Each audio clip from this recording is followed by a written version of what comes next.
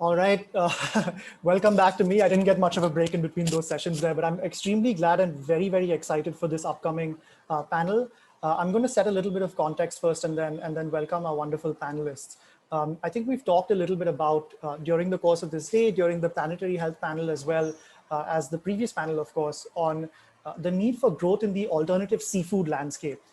The health and vitality of our oceans is absolutely critical to the future of our planet. That sounds intuitively true, but it is especially under threat at this stage. Rising consumption of seafood presents several challenges to that vitality. And I'm gonna pause there and just introduce our panelists because I'd like to let you know about all of the incredible work that's ongoing currently within the alternative seafood landscape, and in particular, discuss an incredibly exciting project that GFI's global teams are working on, which promises to be a milestone for that entire industry. So I'm going to go ahead and introduce firstly Jen Lamy. Jen manages the expansion of GFI's Sustainable Seafood Initiative, which is a global initiative across all of our partner organizations, including India, to ensure that it proceeds strategically and with the input and involvement of key stakeholders. Her academic background is in environmental economics and sustainable food systems, and she's most recently worked on federal climate policy advocacy. Jen holds a master's in environmental management from Duke University's Nicholas School of the Environment and a bachelor's in economics and environmental studies from Wellesley College. Welcome, Jen. All right, and then we have Dr. Paolo Bray. Dr. Paolo has been engaged for the last 30 years in protecting endangered species and in environmental conservation activities. We're absolutely delighted to have him with us. He's currently Director of International Programs for the Dolphin Safe Project, Earth Island Institute, and is founder and director of World Sustainability Organization, including its Friend of the Sea and Friend of the Earth programs. Over the last 30 years of experience in conservation, he has helped start and develop several certification projects. And he's really been pivotal.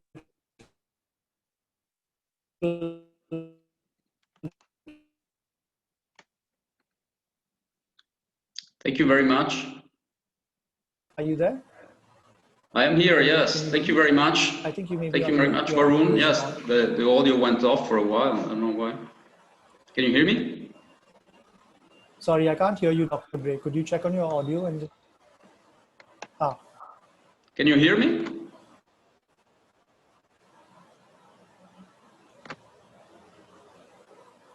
Could you check on your audio again? Working across borders, across GFI's international network. Could you tell us a little bit more about that and about the problem I just mentioned, about the problem of sustainable oceans? Why is alternative seafood important in the first place? And feel free to share slides if you'd like. Yeah, so we launched the Sustainable Seafood Initiative because, we see alternative seafood as, and that includes plant-based, fermentation-derived, and cultivated seafood, as really a key way to meet growing global demand for seafood. So right now we're on track to, see probably about a 30% increase in demand for fish and shellfish globally within about the next 10 years relative to 10 years ago. So we're expecting a big supply gap in meeting that. And our current two major production systems, so wild capture fishing and aquaculture, have really faced a lot of challenges in the effort to meet that demand. So wild capture fishing faces, the really obvious challenge of fishery depletion. We have about 7% of fisheries estimated right now to be underfished, and about a third are already sort of projected as overfished. So we've pretty much hit our limit in terms of what number of fish we can take out of the sea. And in addition to that limit, we have emissions from fuel use on fishing vessels, which are continuously increasing. We have bycatch, which is by some estimates about 40% of all catches worldwide. Discarded fishing gear is a serious source of plastic pollution in the ocean. And then just, destructive fishing practices really damaging ocean ecosystems directly. So aquaculture has stepped in to try and meet some of that demand, but it has come with its own challenges. Anytime that you raise animals in a confined amount of space, you're going to run into challenges of health, pollution, efficiency, animal welfare, of course. In many cases, we're seeing, antibiotic use in aquaculture, animal waste polluting surrounding water, wild caught fish being used for feed, high levels of disease spreading through facilities, and many other concerns. And of course, there are players in the aquaculture industry trying to improve the system and doing a really good job, but the vast majority of production is, kind of inherently flawed just by nature of the design. So, in order to sort of foster the growth of the alternative seafood industry, we can, the faster we do that, the faster we can alleviate some of those concerns.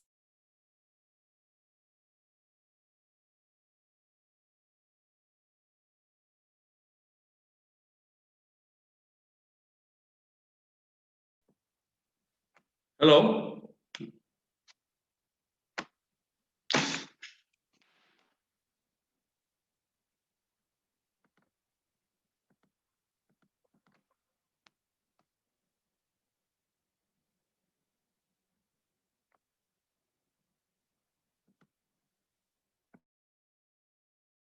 Funding key research directly, connecting collaborators to each other, creating open access databases and tools, and really working with nonprofit organizations like World Sustainability or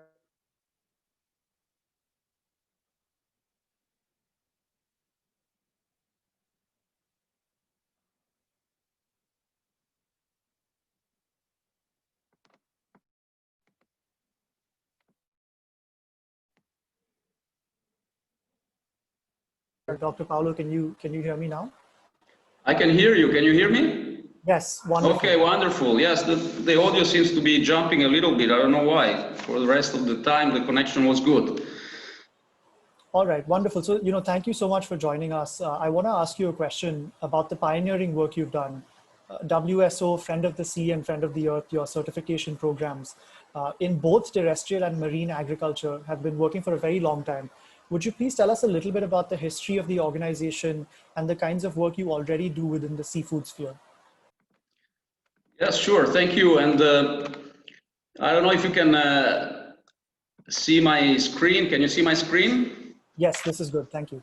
Yes. Well, we started getting involved in certification of lower impact food, in particular seafood, 30 years ago, at the time when sustainability was not even used as a word. And these campaigns were focused on iconic species. And I started working 30 years ago on the Dolphin Safe Tuna project of the Earth Island Institute, an NGO based in California, which basically certified the tuna caught without harming dolphins. By means of this project, we managed to save millions of dolphins from getting killed in the tuna industry, and to raise awareness about the potential impact of fisheries on the marine habitat. Over the years, more information was made available, as Dr. Lamy mentioned, about overexploitation of seafood resources, and companies started to become more aware. And in 2008, on the wave of the good results of Dolphin Safe, we launched the Friend of the Sea certification, which is certifying products from sustainable fisheries and aquaculture. So it's the only one which, with the same seal of approval, can certify both origins. And nowadays, aquaculture represents approximately 50% of seafood in the market. And the audits are carried out by independent certification bodies, which are recognized by the national accreditation bodies. So this makes really a third-party certification which consumers can trust and rely, and be transparent, independent, and carried out in a professional way. Over 1,000 companies in more than 70 countries have Friend of the Sea certified products. And we can say that Friend of the Sea contributed to the sustainable seafood movement and raising this awareness. In 2018, we launched a parallel project, which is Friend of the Earth, which certifies products from sustainable agriculture and farming. And it is also a third-party certification. And the awareness and interest is growing fast. And currently, we have products certified in almost all continents, from coffee to quinoa, rice, and wine, oil, fruits, and also dairy products, meat, and eggs. And both projects, Friend of the Sea and Friend of the Earth, contribute about 20% of their budget to conservation projects and campaigns. So we are actually also like an active NGO in these terms. Thank you so much, Dr. Paolo. And I want to stay with you to ask you about the incredibly exciting launch today. Could you let the audience know what we're launching with the plant-based seafood standards and why you were interested in certifying plant-based seafood and how the certifications will work? Yes, basically the two certifications, Friend of the Sea and Friend of the Earth, obviously have different requirements for certification of sustainability. For example, Friend of the Sea certification for fisheries looks at the impact of the fishing activity on the marine habitat. So the stock which is target of the fishery must not be considered overexploited according to the regional fishery bodies. The fishing method must be selective. It should not impact the seabed. It should not bycatch endangered species. And there's also social accountability requirements and in aquaculture fish welfare requirements. And the Friend of the Earth certification has obviously different standards which look at the impact of the development of the agricultural site on the previous natural habitat, the agriculture management methodology, which needs to be somehow similar to the integrated pest management measures and practices. And then there's also requirements related to water, energy, waste management, efficiency, and the social accountability. So because it is in the World Sustainability Organization DNA and mission to promote more sustainable products, it came natural to introduce a golden level, a premium level certification for plant-based seafood to highlight to consumers and to companies at B2B level those products which originate from plants which are farmed in a sustainable way and which can provide a lower impact alternative to seafood, to the, let's say, traditional seafood out there in the market. And so WSO, the World Sustainability Organization, is the only organization in the world who can, by means of the Friend of the Earth requirements for sustainable agricultural practices, audit and verify the sustainability of the plant ingredients in the plant-based seafood products, and then allow the producers to highlight their engagement to protect the marine habitat by means of the Friend of the Sea logo, the Friend of the Sea label.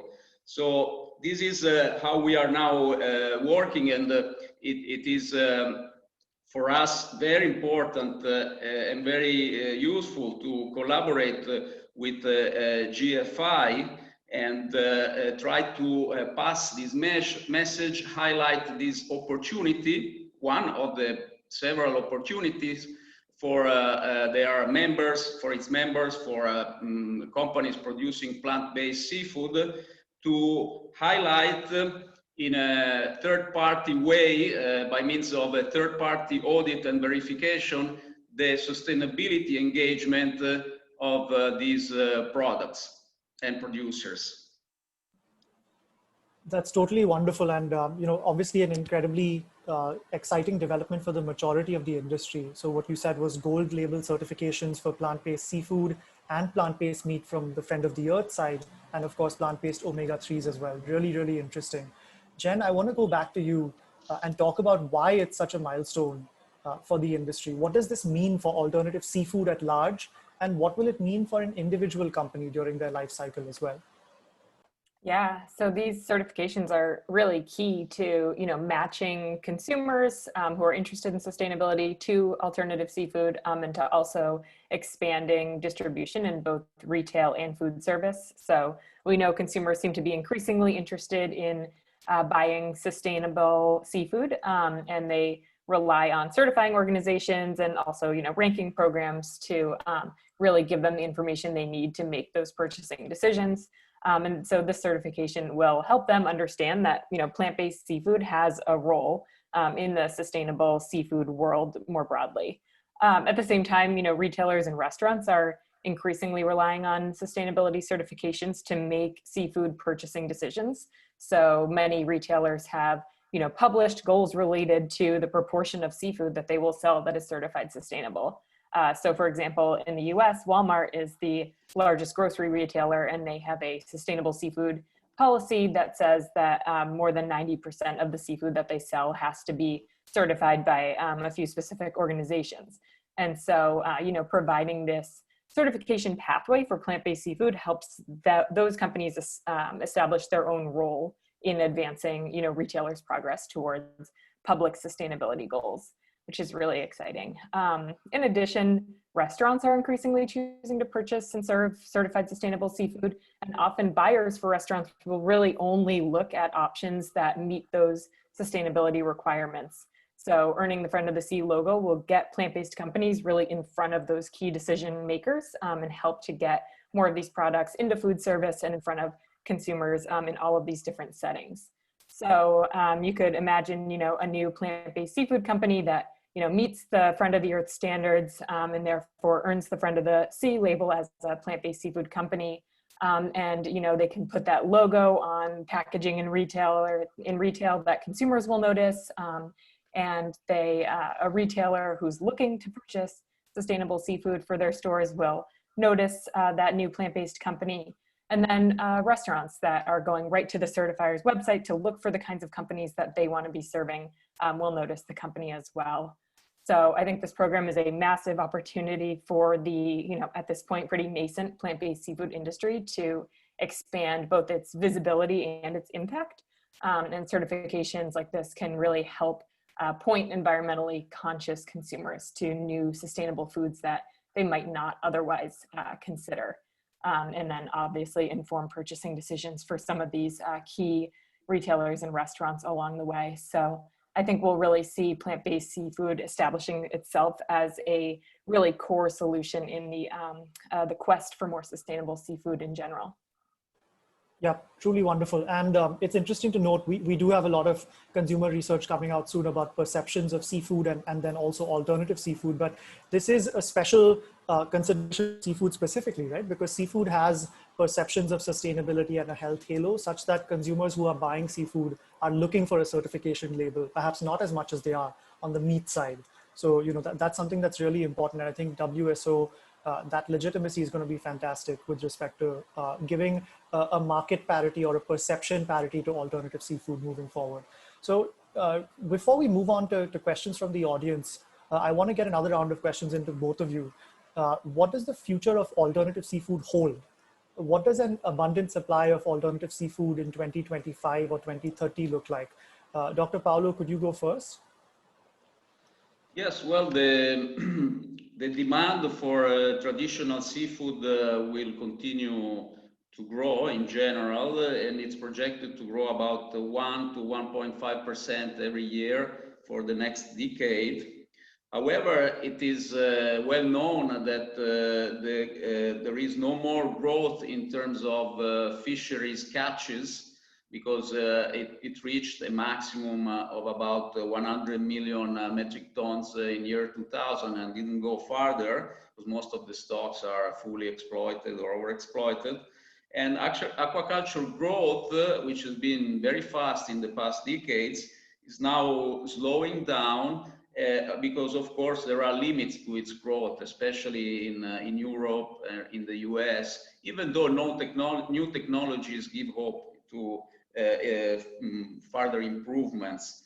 So there is obviously space for growth in the plant-based seafood arena, and which, however, it is still relatively young and small in terms of percentage in the market.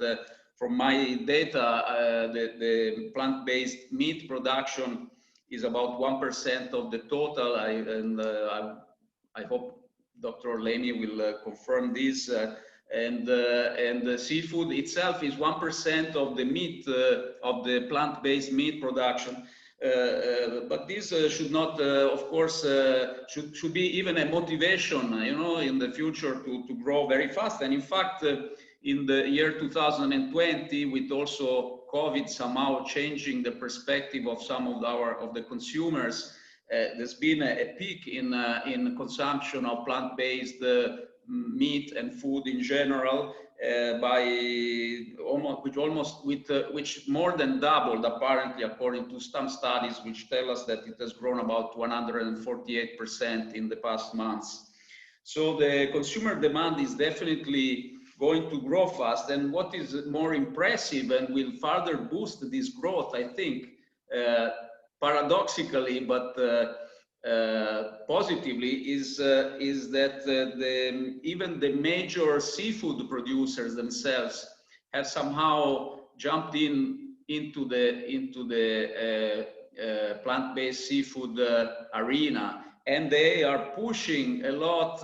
Even in recent days and months, we see it here, at least in Europe, with TV marketing initiatives which highlight the sustainability of these alternative dishes and products.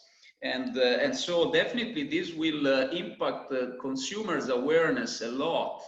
And it is likely that we are going to see a huge change in consumption trends. And the World Sustainability Organization role is to raise awareness both at B2B as well as B2C level, as we somehow did and contributed 30 years ago with the Dolphin Safe, and more recently with Friend of the Sea and Friend of the Earth. And we are really glad to be partners with GFI. And Mr. Amod Salgaonkar is our man responsible for this project. So anybody interested could be in contact with him. And he's from India, and he's a member of the WSO board of advisory board. Yeah, thank you. Thank you so much to Amod for helping to build this partnership. If anyone would like to reach out to him, you can get in touch with us, or many of you may already know him. Jen, really the same question. What does a thriving market or a thriving supply of alternative seafood look like in 2025 or 2030? And particularly, I think we've discussed that Asia is so undercapitalized in this area. There's so much opportunity. What does that look like within Asia broadly? Yeah, I think the point about the conventional industry getting involved is a really important one. And I think that will be particularly big in the entire Asia region. I really think we're going to see continued acceleration of this industry's growth in the next 5 and 10 and 15 years. I think we'll start to see more and more investment and innovation in the space. I think, it's only a matter of time before these major incumbent seafood manufacturers around the world see more opportunities for themselves in this space. And yes, a lot of them are already jumping in, which is really exciting. But I think just as the excitement about the space and as the new products really continue to come onto the market, we'll see these companies needing to really get involved in order to keep up with shifting consumer demand and to take advantage of what is really a more efficient supply and distribution chain that's afforded by alternative seafood. So I imagine we'll see movement like we've seen in terrestrial plant-based meat, where a lot of the big players have either gotten into space through investments or rolling out their own plant-based products. And I think that in the next 5 years or so, we'll see movement probably in more of the blended protein space with, where you'll get like a can of tuna or a fish stick that is, maybe half conventional seafood. And we'll continue to see movement in that direction as companies start to explore this space all over the world. In the longer term, I think looking, 10 years out and further, the biggest shift I think we'll see is that I sort of have this vision of alternative seafood being seen as the obvious sustainable seafood solution. So, that future includes governments all over the world putting funding into research in this space. As I mentioned, companies shifting, but at that point, really shifting their core focus from conventional to alternative seafood, and consumers and organizations who care about the ocean really working directly on expanding this industry. And that, of course, includes, every single organization that's working on sustainable seafood certifications, really taking a good look at alternative seafood and incorporating it into the category, incorporating that category into their definitions of sustainable seafood, which is why I'm so excited to see Friend of the Sea really ahead of the game and leading that shift. Yeah, I have no doubt that with WSO Friend of the Sea's support, the pioneering role that you're playing now, as you did with previous certifications, this is going to be the beginning of a sort of wave in this space. And I also wanted to highlight, Jen, that what you said about the transitions and the diversification of seafood supply, a lot of it will come from incumbent seafood players as well. People who are already involved in the seafood supply chain, who already have conventional seafood as their core business. So that's really exciting, and it presents a huge opportunity. And if there are any entrepreneurs, any business folks from the seafood space who'd like to reach out to us to think about how you might look at capitalizing on this new opportunity, we'd love to talk to you. I want to throw it open now to questions from the audience. We're going to extend the time from 7:30 to maybe 7:35. That's India time. Would you like to switch on the Slido now, please? Thank you. Excuse me. Okay. How do you see these seafood standards being perceived by existing industry? And why should they, I would rephrase this to why should traditional or conventional seafood industry work on alternative seafood? Paolo, would you like to go first? You're on mute. You need to unmute yourself. You just need to unmute yourself on the Zoom screen. Here I am. Yeah. Can you just please repeat the question, because I was trying to interpret it and reading it, but. Yeah, I think the question was related to how does the conventional seafood industry perceive these sorts of standards, and why should they get involved as well in alternative seafood? Well, the point is that you can farm fish in a sustainable way. And we have verified this, and we do verify this by the Friend of the Sea normal standard. And there is space for this type of production, and this needs to continue, because obviously we cannot dream, at least in the next few years and decade, to be able to compensate all demand for seafood for this. It's a shift in trends in food tradition that we need to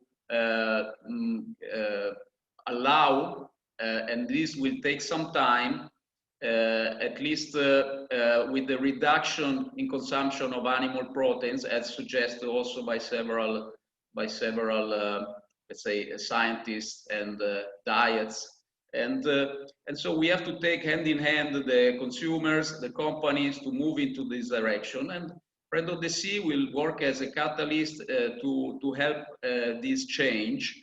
And we have seen that in the most let's say enlightened or marketing aware companies have already moved in that direction, from proposing to consumers also alternative seafood. The seafood companies themselves are doing this, and some of the tuna, some of the frozen seafood companies are doing this. So obviously this means that it's the right direction, and those seafood companies which still haven't moved in this direction will be more and more aware. Some of them, of course, might somehow oppose to this trend, but it would be the wrong move, because we need to, and the industry needs to meet the demand. And if the demand changes over the years for good reasons, then it needs to go that way. Thank you. And I'd like to combine a couple of questions now into one. So they all relate to how the certifications work. And I'm sure all the details will be available on the website, but let's just talk about that for a second, Paolo. I think you don't have to worry what's on the screen here because I'm combining a few into one. Does the certification verify that only plant ingredients are used and non-animal proteins? And also, do they differ for producers versus traders versus other people? How does it work? Well, of course, as part of the verification, the certification will verify also that no animal proteins are used in the process, and it will imply a verification of all the agricultural ingredients, all the plant-based ingredients, in terms of the way that they have been produced at agricultural level. So as I mentioned before, as I explained before, going through the requirements, looking at the impact of the agricultural site on the previous existing natural habitat, making sure that any wild flora and fauna existing occurring on the site is protected, in particular endangered species, and that the agricultural practices are sustainable. So our requirements are very similar to those of integrated pest management and waste energy management, social accountability, which is becoming very important. So one should not certify a product as friend of the earth if it is produced in a way that it does not take into consideration workers' rights and human rights in general. So all this is verified by means of an on-site audit. At COVID time, we are authorized by the national accreditation bodies to carry out this through a sophisticated remote on-site audit, which is video recording the whole audit and putting it on a blockchain. So once the audit is finalized, if there are no non-conformities, then the company and the product can be certified, and then there are surveillances every year. And the whole process is then itself verified by the national accreditation bodies. Thank you. Yeah, so we already took all of these questions. I want to just ask Jen a question that I asked earlier as well. What would it look like for an individual plant-based seafood entrepreneur to go through this process, and how would it benefit them along their journey? I know you mentioned that consumers are looking to shop like this, and retailers, maybe food service folks are also purchasing product now on this basis, but what would it look like for someone who's entering this system as a plant-based entrepreneur? Yeah, so I think, the big benefit here is the name recognition of Friend of the Sea, and seeing that logo, and, consumers all over the world know what that logo looks like. So as a company coming into this space and launching a plant-based product and going through the certification process as described, can then, use that logo on their products and have, a consumer who's browsing for a seafood product, see something that matches their expectations, and will hopefully spark interest among those who maybe aren't coming specifically to the shelf for that exact product. And that is certainly true on the retail and food service side as well. I think we'll see, pretty globally more interest in this space as these plant-based products are, being lumped into the general category of sustainable seafood. And so an individual company can then have, the logo on their website, on their product. They can have their company's name then listed on the Friend of the Sea website. So if a buyer is going through there looking to see what companies are doing a really good job in this space, and who do they want to have in their store, who do they want to be supporting, that they'll really have that kind of intro directly to the buyer. Thank you very much, Jen. And I'm going to give Dr. Paolo the last word here before we sign off for the day. Dr. Paolo, could you tell me what are you looking for in terms of partnerships and people to take this forward over the next couple of years? Well, the sector is growing in terms of a number of companies involved. And we are planning to also, we are proposing the certification also to the plant-based meat sector. And and not only, but also to the plant-based omega-3 production, because we are very strong in certification of sustainability in the omega-3 field. And more generally, this could be spread to other similar approaches which deserve to be highlighted and promoted at the golden level, let's say. So in this process, of course, collaboration with organizations like GFI, still maintaining total independence in our own activities, really help, because they can provide echo and allow us to get a bit closer and gain somehow more confidence from the associated members.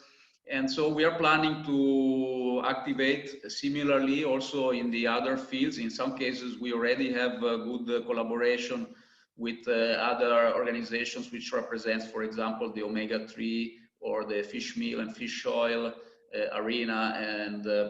And so this is important, but it's also important to